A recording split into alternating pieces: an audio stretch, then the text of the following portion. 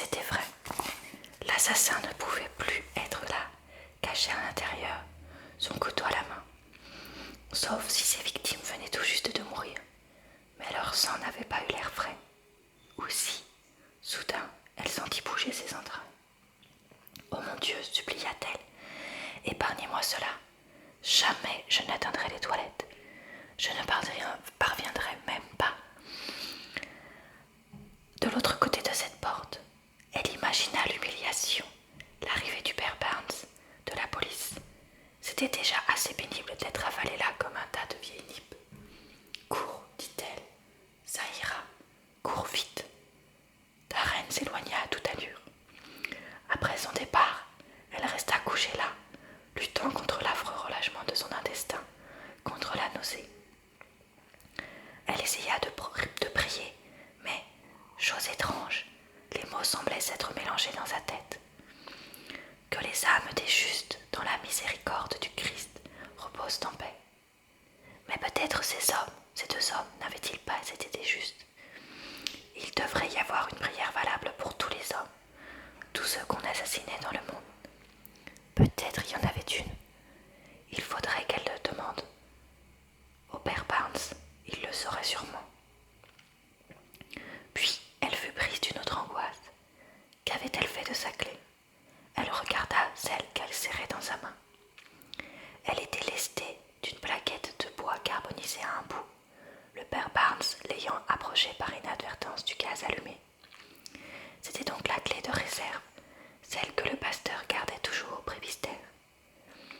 Ça devait être celle qu'elle avait trouvée sur la serrure et qu'elle avait donnée à Darren pour qu'il refermât le portail. Qu'avait-elle fait de la sienne alors?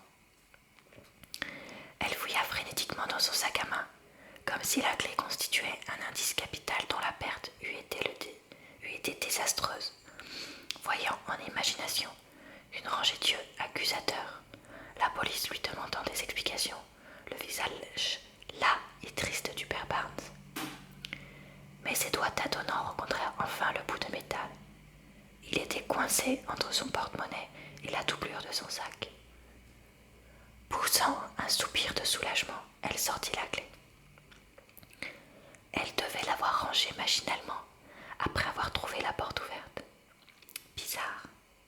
Elle ne s'en souvenait pas. Entre le moment de leur arrivée et celui où elle avait ouvert la porte de la petite sacristie, il y avait comme un trou. Elle prit conscience d'une forme noire debout à côté d'elle. Levant les yeux, elle aperçut le père Barnes. Un intense soulagement l'envahit. « Avez-vous prévenu la police, mon père ?»« Pas encore. Je me suis dit qu'il valait mieux aller voir les choses par moi-même, pour le cas où le garçon m'aurait raconté une histoire. » Darren et lui devaient donc être passés près d'elle et entrer dans l'église, dans cette horrible pièce. Comme c'était curieux. Blottie dans son coin, elle ne s'en était pas rendue compte. De l'impatience lui monta dans la gorge comme une vomissure. Elle faillit crier. « Eh bien, vous avez vu maintenant ?» Elle avait cru qu'après l'arrivée du père Barnes, tout irait bien. Non, pas bien, mais mieux. Que tout s'expliquerait. Il devait exister quelque part des paroles appropriées. L'ecclésiastique les prononcerait. Mais, le regardant, elle comprit qu'il n'apporterait aucun réconfort. Elle vit sa figure mal rasée que le froid matinal marbrait de rouge, deux poils raides qui saillaient au coin de sa bouche, une trace noirâtre dans sa narine gauche comme s'il avait saigné du nez, ses yeux encore englués de sommeil. Qu'elle avait été bête de penser qu'il fournirait sa force, que, d'une certaine manière, il rendrait l'horreur supportable. Il ne savait même pas quoi faire, exactement comme pour l'histoire des décorations de Noël. Déjà, à l'époque du père Collins, ça avait toujours été Mrs. Noax qui avait orné la chair. Un beau jour, Lily Moore avait déclaré que ce n'était pas juste, qu'elles devaient chacune avoir leur tour à la chair et aux fronts baptismaux. Le père Barnes aurait dû prendre une décision et s'y tenir. C'était toujours pareil. Mais quel drôle de moment pour penser aux décorations de Noël. Sa tête était pleine d'un fouillis de houx, de poinsettias rouges, comme le sang. était plutôt d'un brun rougeâtre.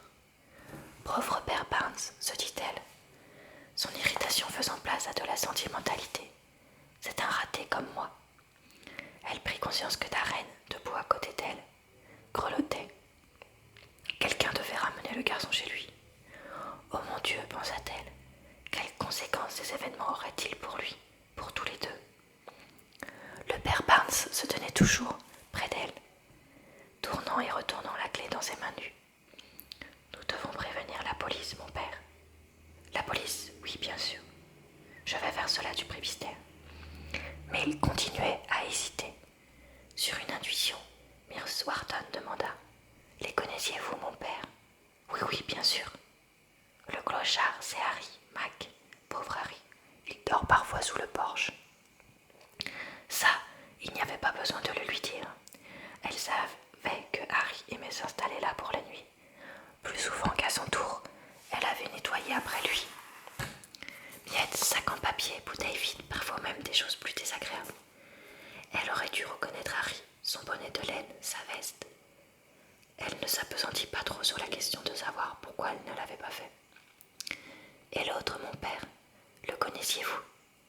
Le pasteur baissa les yeux vers elle. Son visage exprimait la peur, la perplexité et surtout une sorte d'étonnement devant les énormes complications qui allaient suivre. Sans la regarder, il dit avec lenteur: l'autre, c'est Paul Perrown, Sir Paul Perrown. C'était un membre du gouvernement. Et voilà,